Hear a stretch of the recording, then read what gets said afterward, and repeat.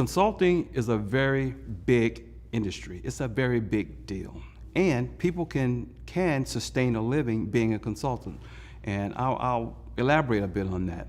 If you think about, I'll say when I started my firm in 2010, there were a few small mom and pops, but then all of a sudden, everybody came out of the woodworks and wanted to be a consultant. Now, whether they were successful or not, I don't know, but the opportunity arose.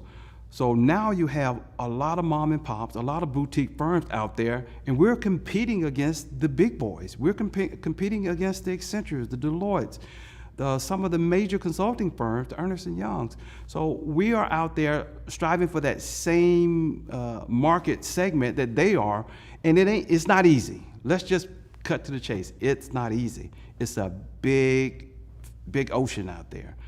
Where you be successful is when you carve your niche and people realize that you bring a certain value to the table, you bring a certain value to the market, you bring a certain value to another consulting firm. That's when you realize that this can be a sustainable career. I have sustained my career, and I only see it growing further and further by being the subcontractor of choice.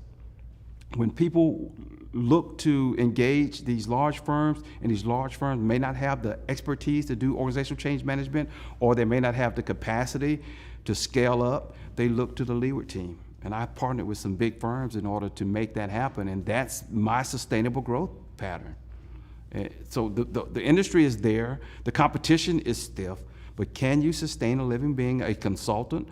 In my line of work, the organizational change management, and I'm sure it's the same in other industry consulting, that if you find the right niche, provide the right level of service and quality, and have people trust that you can protect their brand, then you can sustain a living being a consultant.